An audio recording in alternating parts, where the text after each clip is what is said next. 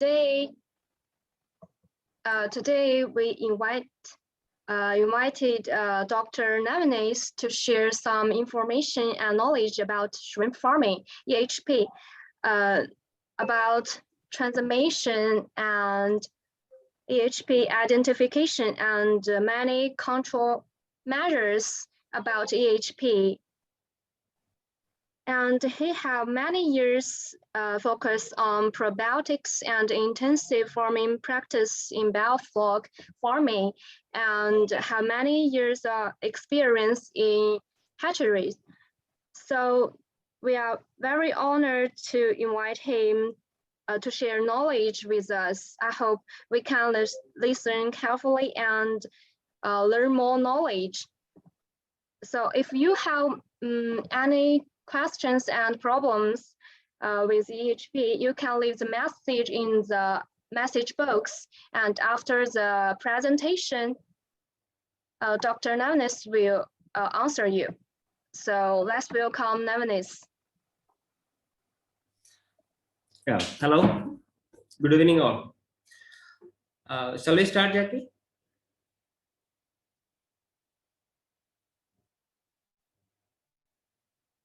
Hello. Good evening to all. First of all, I would like to thank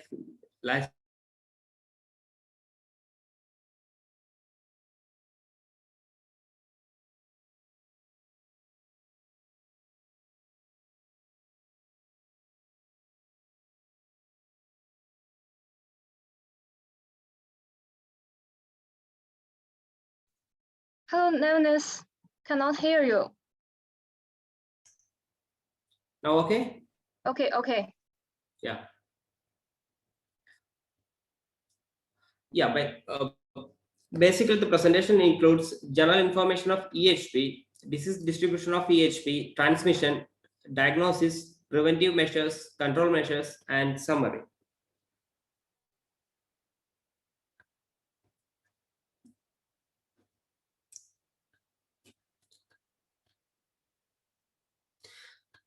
Yeah, enterocytosis of hepatopancreas. The is coming under microsporidian parasites. So microsporia are obligate intracellular spore-forming endoparasite, which infect both terrestrial and aquatic host. There were around 187 genera of microsporidia, which consist of 1,300 species. Out of these species, 25 are known to infect crustaceans. The life cycle of these microsporidian parasites are very complex. 3 genera of microsporidia are known to be reported in pinnate shrimp is infective. EHP is the emerging microsporidian parasite which infect pinnate shrimp. As the name indicates, EHP is infecting shrimp hepatopancreas. The spore is made up of thick chitin ball, which helps the spore to survive in harsh environment, and size of the spore is around 1 micron size. EHP is first detected as an unnamed microsporidian from growth retarded black tiger shrimp from Thailand in 2004. And there were other reports of resembled unnamed microsporidians in hepatopancreas of Pinus monodon in Malaysia, China, and in Pinus japonicus in Australia 2001. EHP is first characterized and detailed and named as new species in 2009 from Thailand. Now EHP is reported in all of the most shrimp aquaculture active areas. In India, both coastal states as well as in inland states, EHP is reported.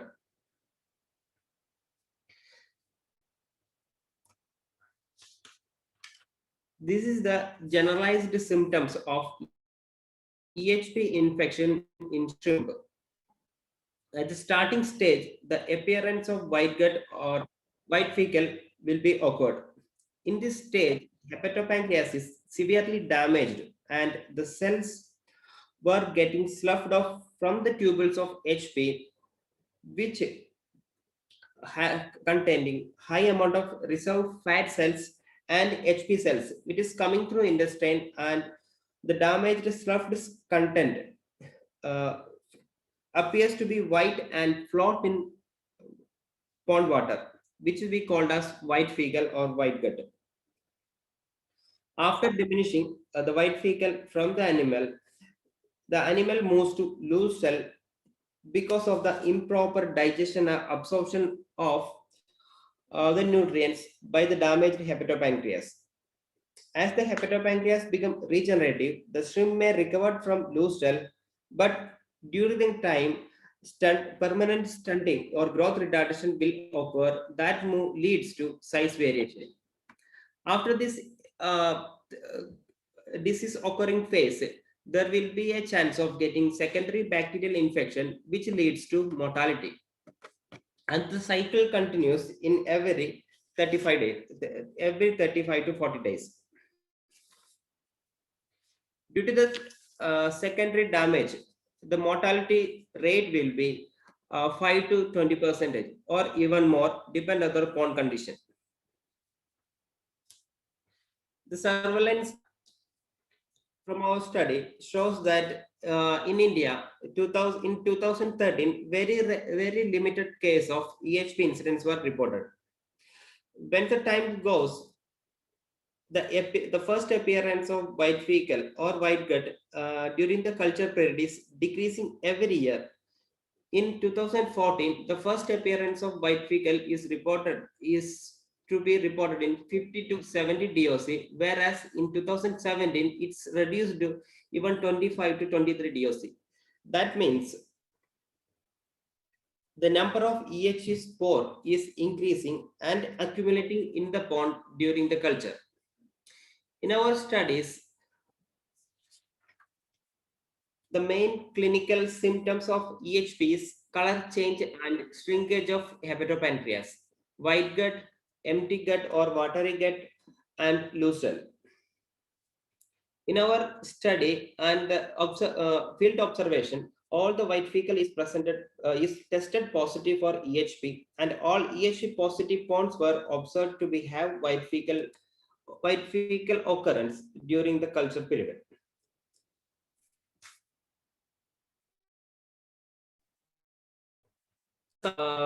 Pictures of EHP infected, both experimentally and naturally infected EHP infected shrimps.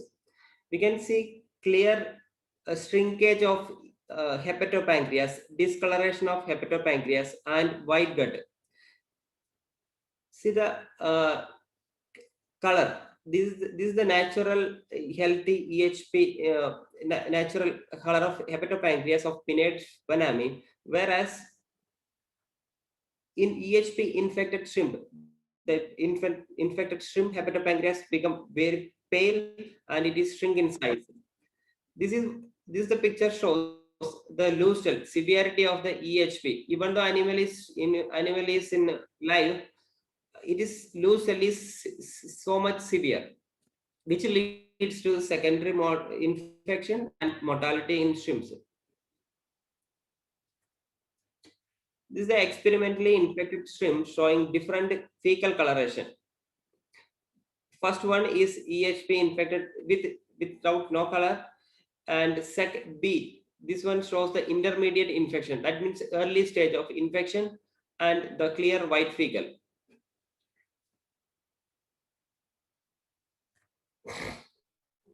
This is a comparison of normal and naturally infected EHP cell. Naturally infected EHP vannamei. So you can see in the first picture, the hepatopancreas, outer white color is the epithelial lines which we observe through shrimp.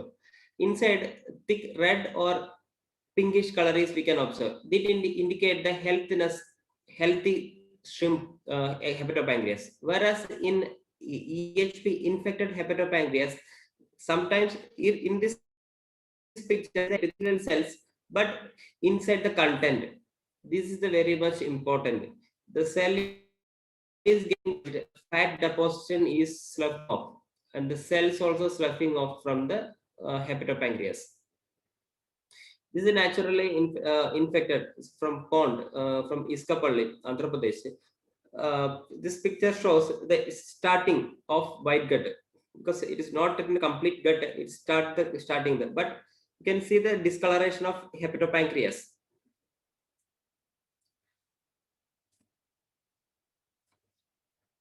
So in field level, when we are observing the animals for EHP, you can see in this portion where the intestine as well as the hepatopancreas meets. So if you find any discoloration, not in the outer layer, inside, that may be the indicator. You have to see there. If there any white coloration or any gap or some white fecal floating or watery gut, we will call as watery gut is present, means that is the chance of possibility of EHP infection. Once the EHP infection starts, the gut become empty, watery, then all the reserve fat cells, almost it will become sloughed off. So that's why the white color is forming. So transmission of EHP in farms and hatchery.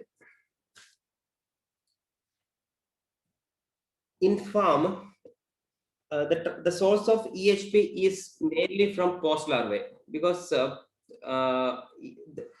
if in a new, there are some reports in inland as well as in new farms, there are reports of EHP incidents. So that means the major source of EHP in a farm is post larvae, or sometimes the pre-existing spores from previous culture, or the contaminated water from source. Sometimes farmers may not be doing proper chlorination or water treatment. So where if the water is from canal or creek water, if the creek is contaminated with the EHP spores, the same spore is getting to our pond and it is getting contaminated our pond. There is a chance of in that case also there is a chance of getting EHP infection in the pond, especially in biofloc ponds or those who are doing HTP line. That will be the two reasons. There will be the two reasons for EHP infection. One is predominantly from post larvae or from our pond water or from source water. In hatchery, the main contamination source is live feeds like polychaetes, Artemia biomass, oyster. So polychaetes is a natural carrier for EHP, because it is a detrivorous organisms. It will eat all the materials, all the waste materials from the surroundings. So once the creek is contaminated with the EHP, the polychaete also getting a chance to have have EHP spore in the body. But polychaete is not to be a host for EHP. Same way, Artemia biomass also. There are so many reports from China, Thailand, and even India also. Artemia biomass is prone to be a host for EHP. Second thing, water. The water contamination is very much important in hatchery field also, because from the source water, because all the hatcheries are in the coastal lines. So there, the end water, the coastal line also getting, there's a chance of getting contamination with the EHP spores. Then the broodstock quality. Sometimes pond bred broodstock, or earlier in quarantine facility also, EHP was not screened, it's not mandatory. So there is a chance of getting contamination from that area also. Now what is happening in India is the cycle is continuing. Hatchery to farm, farm to natural water bodies, natural water body to live feeds, then again hatchery. The cycle is continuing. In experimental of EHP, the transmission assays, the feeding experiment, cohabitation, soil sediments, pond water, all these routes are animal is getting EHP. The bioassay reveals that EHP can be transmitted through feeding, cohabitation, soil sediments, and pond water. In feeding experiments, on 5th day of post-infection, 100% of animals were getting positive for EHP. That means in pond condition, the cannibalism plays severe role in super spreading of EHP in the pond. Whereas in pond water, 100% of EHP infection only occur after 30 days of post-infection. That means through water, EHP spread is occurred, but in a very slow manner. Very slowly only it is spreading. The same way, cohabitation in the sense when EHP infected animal is put together with the EHP negative animal, through the cohabitation is spreading. On 5th day onwards, EHP is getting positive, but on 100% of EHP infection is occurred. The same way, soil sediment. So these experiment results suggest that better treatment of soil, better treatment of pond, and low stocking. If the pond is having higher stocking density, the cohabitation chance, here we can see cohabitation chance of getting EHP infected is getting more. So better to have a low stocking density to control EHP. The same way, there are other reports of EHP infection in peanut species. That means P. vannamei, Monodon, Japonicus, Indicus, Metopenis, Dobsoni, all are susceptible to EHP. And there are some reports like mud crabs, Artemia, polychaetes are positive for EHP, but still we have to find out whether it is a host or carrier. Being a crustacean, the mud crab may be the host of EHP infection, but there is no conclusive evidence. But in case of polychaetes, it's a purely host. It's not a pure host, but it is a carrier for EHP. In the same case, Artemia also. This is a published paper conducted in India, where the polychaetes, the Morphasia, what we call normally called as mudworm, to find out EHP, whether it is a carrier for EHP and other pathogens. So almost 447 individual samples were collected in 3 different states: Kerala, Tamil Nadu, and Andhra Pradesh. In this study, almost 7.2% samples were positive for EHP, whereas WSSV is little bit positive in 5.2%, and IHN is completely negative, and mixed infection only 2.2%. In this result, in wild area, we are not getting any WSA infection and very less contamination with EHP in wild area. So 21% of polychaetes collected from farming area were positive for EHP, and 28.8% were positive for WSV. 12.3% of polychaetes were positive for EHP and WSV in culture area.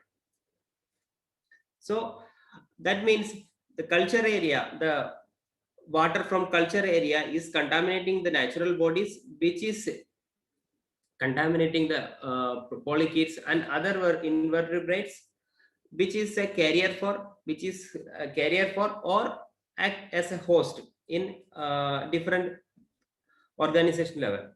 When the polychaete is taking as a live feed hatchery, the cycle is continuing from hatchery to farm, again farm to hatchery.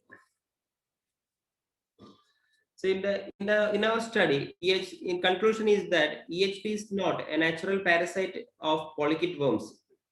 The increased prevalence of EHP is 25% and WSV is 28%, and severity near only in shrimp farming area. EHP is likely to spread from shrimp farming sector.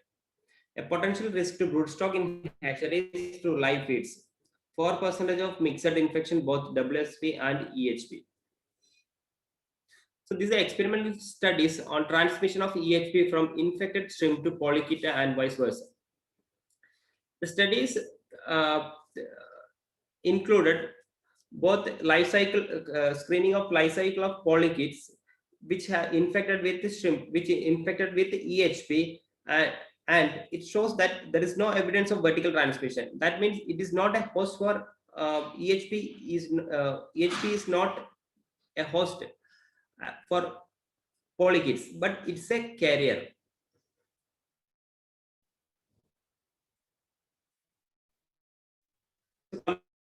Coming to detection of EHP, there are different staining methods can be used, like Giemsa stain, H&E stain, hemoxylin, Weber modified trichrome stain, Ryan blue trichrome stain, Floxin B, and some specialized staining methods like calcium white staining, cytox stain, propidium iodide, and calcium white stain to identify the viability of the spores, and electron microscopy of TEM and SEM. So for this clear image, for a clear identification, we have to isolate the spores in a purified way, because the spore size is 1 micron and it mostly coming on the size range of bacteria and yeast. So in order to purify the EHP spore, the Percol gradient chemical which is used for gradient preparation is Percol. The Percol gradient, which allows the spore separation from debris. Through this method, we can separate the spore in a purified form to conduct other studies. So these are the different microscopic pictures of EHP spores. First one is fresh microsporidian EHP spore, which give an olive green color, in an oval shaped olive green color. We can see in 100x. We can barely see in 40x, but clearly we can see in oil observation because of the size. The second one is Giemsa stain, third one is trichrome stain, and fourth one is Floxin stain. So all this staining method, direct microscopic observation as well as Floxin B stain is very reliably easy method. So in farm level also, if they have the facility, those who are having the facility of microscope, easily can stain with Floxin and observe the EHP spores. So this is the one specialized staining technique. It's a fluorescent microscopic technique. The stain used is calcium white. You can see the blue stars like spores in the HP tubules. So these are the tubules. You can see the magnitude of EHP infection in the hepatopancreas. So these are the sections of EHP infected hepatopancreas. So first one is H&E staining. You can see the clear distorted HP tubules and cells. First one is H&E stain. Second one is semi-thin section of EM. You can see the blue dots that is heavy infected in almost all the cells. Down one is the trichome staining of the thin semi-thin section, which is heavily infected my EHP infected hepatopancreas cells.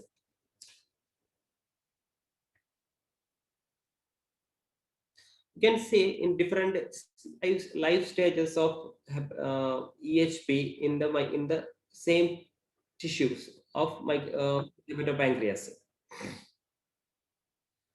So this is the picture. This is a transmission electron microscopy of healthy and infected EHP infected hepatopancreas. The first picture shows healthy microvilli and the tubular space. Microvilli absorb all the nutrients. Second one is HP cells completely damaged and the microvilli structure is completely distorted. So in EHP infection time, all the microvilli is getting sloughed off. Eventually, the cells also getting sloughed. The microvilli are the main important structure for absorption of nutrients. So once EHP is infected, all the basic absorption structure is getting subflow. The absorption is not happening, and animal is getting loose cell or white gut. So this is one of the interesting picture. You can see in one cell there are matured spores, whereas nearby another reinfection is happening. That means even infected with EHP, and it is going to slough off, or it is going to produce mature spores, again reinfection is happening. So the severity is much more higher. The second picture is the term image of EHP spores. It is in an oval shape. You can see the polar tubes. Polar tubes is the syringe-like structure which helps the spores to introduce a sporoplasm into the cells. Yeah, this is the EHP infection stage. You can see the spores size of 1.15 micrometer size, and you see the length of the polar tube. It's almost 28.35 micrometer. So this much big polar tube structure. The polar tube structure is this much big. And the second stage, the first picture, you can see some red color sporoplasm or green color sporoplasm is ready to inject into cells. So to control EHP, there are two options. One is, before infecting the cells, it has to be inactivated, or within the cells. So better method is, before infection it has to be inactivated. So the use only biosecured live feeds like polychaetes, artemia, oyster. Every live feeds has to be checked and ensure the absence of EHP. The best and available method to ensure EHP-free live feeds is make them frozen. So some, even the quality of the output from the hatchery may be reduced, but it is ensuring the frozen live feeds ensuring complete biosecurity from EHP.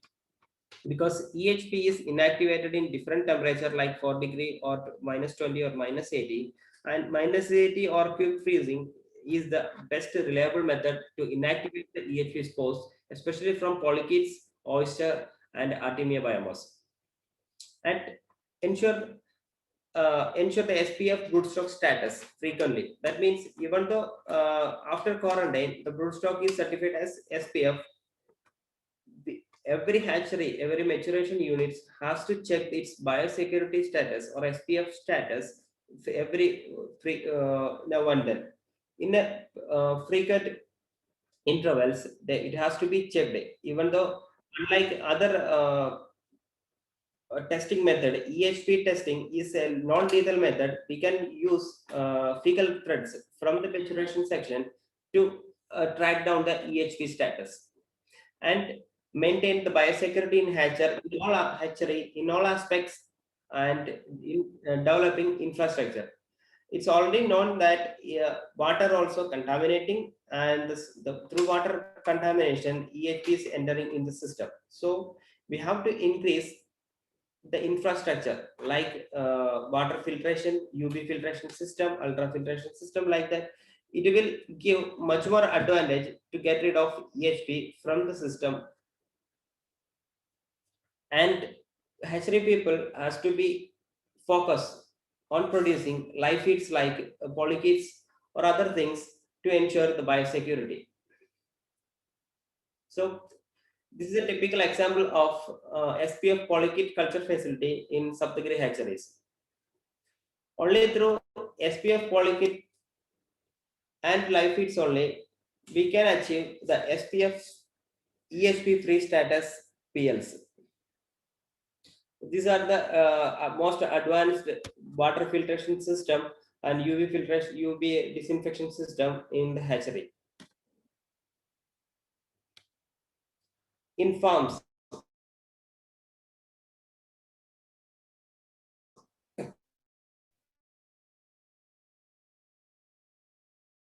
okay,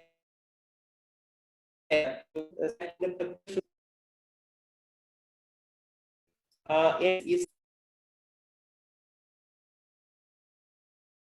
free by the PL should be tested for tank.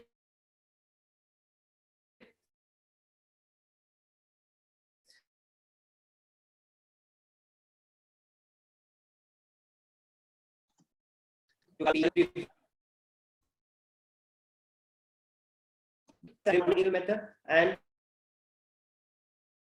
fecal threads.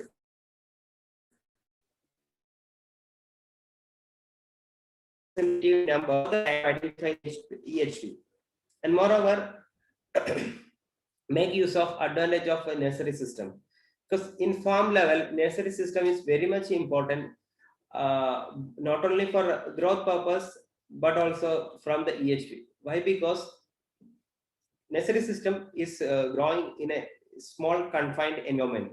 It's like a sheeted ponds or earthen or above ground ponds.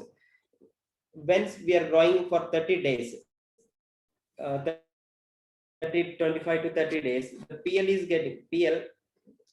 If EHP positive is there, means within 25 to 30 days we can do the screening and we can find out whether it is EHP positive or not. Because in a cohabitation scenario, EHP is getting infected very fastly.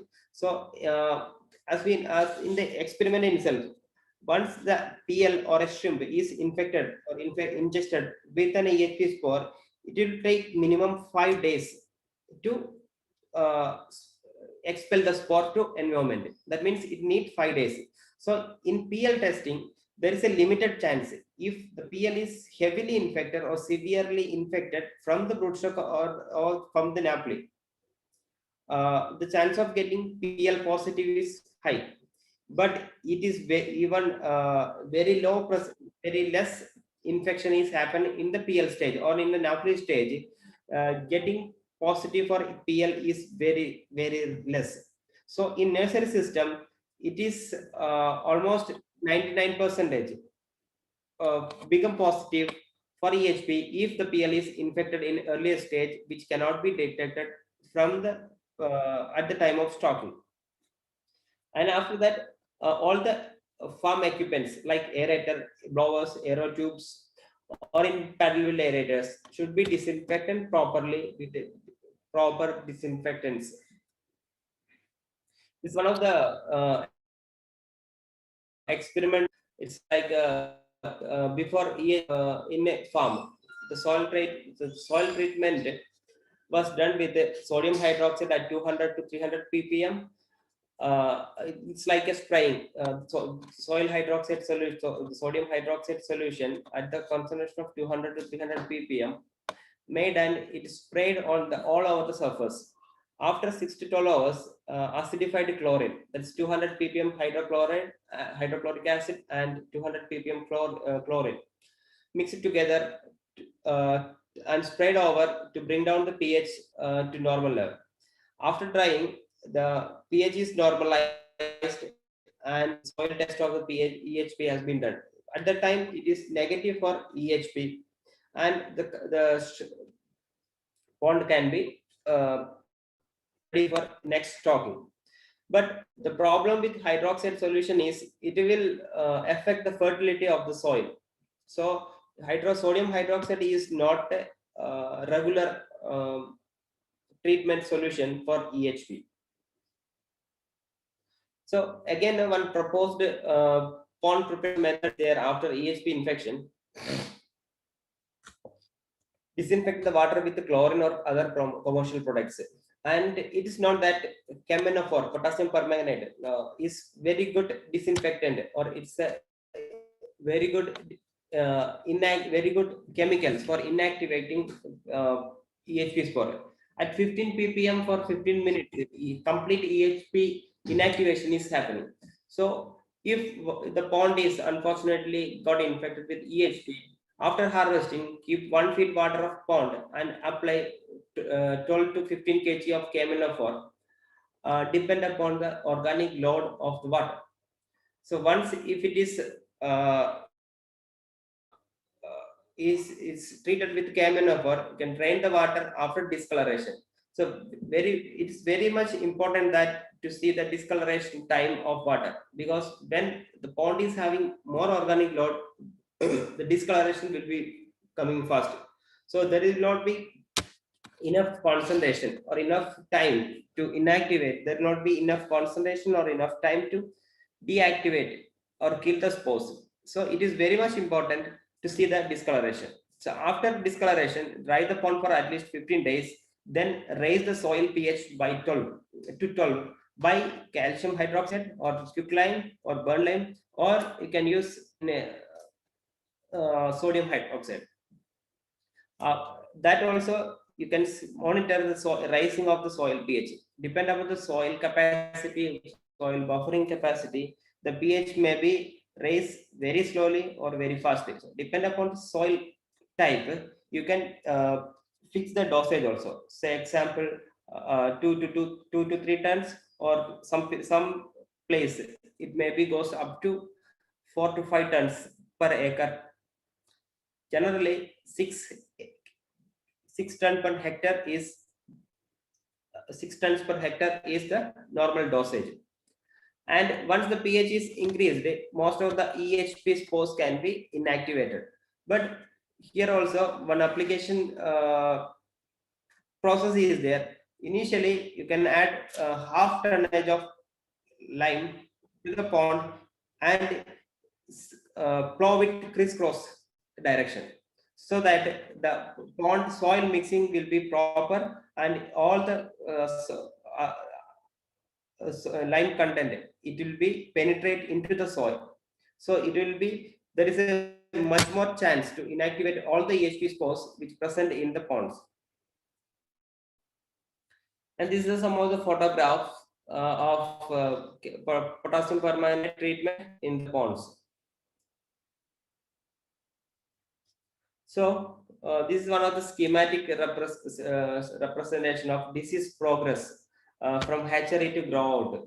So in hatchery, very less chance of getting EHP. So very less. When it is coming to the nursery, it is the magnitude is increasing. When it is grow out, it become billions. So there are two entry points where we can stop the EHP. So first one is better diagnosis in the hatchery level while taking the PL. If the PL is passed, again you can do nursery. There also there is a chance of getting EHP treatment in the EHP testing in the nursery itself. Once if it is passed, then you can go for the grow out. That's why we can save our crop as well as in the culture. EHP spore number is increasing in and accumulating in the pond environment. So Enterocytosis of Hepatopancreas is recently introduced pathogens that has become one of the major sanitary risks in Indian shrimp industry. EHP is the problem that needs an urgent control.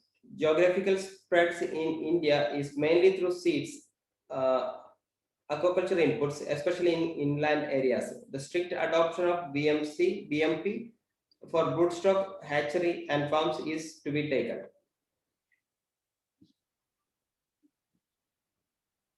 So,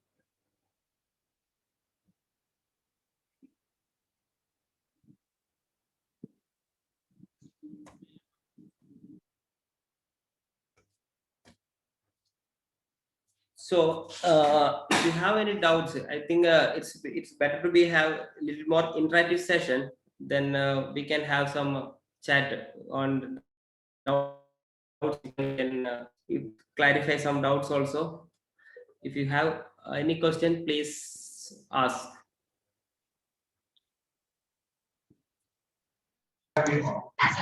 Thank you very much. Very useful information, and share the information about the EHP introduced to us from many aspects. So if you have any questions, please ask. And yeah, hand up. Also can hand up. Yeah, EHP. Yeah, one question from Tirupati. EHP, how much of depth of present in soil? Yeah, how much depth EHP can go in the farm soil? So it's depend upon the pond condition, and we can say, if the pond is having some dollars, borrows like polychaetes or something, it will be go very deep down, because polychaetes also having also will take EHP spores, and it will go into the burrows, it will deposit the fecal matter there. So it depends upon the condition, and it depends on the pond bottom. Mostly when we are doing lime treatment, almost 2 to 3 inches EHP in our experiment also 2 to 3 inches we are found EHP spores actively, and in our experiment also like that soil only be collected, and it is infective.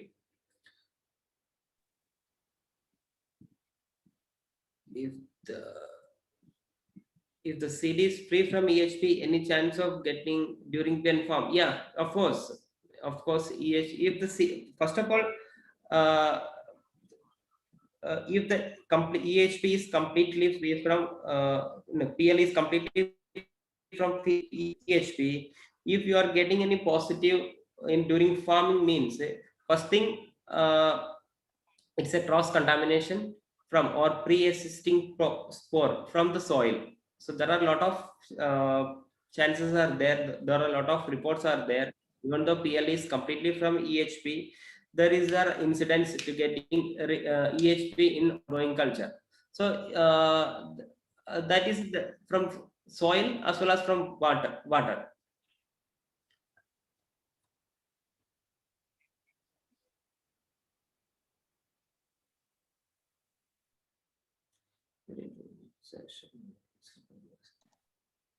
Okay, any other questions?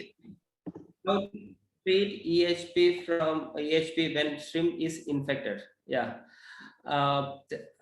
actually there is no treatment for EHP infection in shrimp, but you can have a preventive measures like giving good organic acids, good bile acids, to reduce the infectivity as well as to increase the metabolism or to increase the digestion and absorption of shrimp, which help and protect the hepatopancreas, so that the growth won't be retarded or growth cannot be compromised.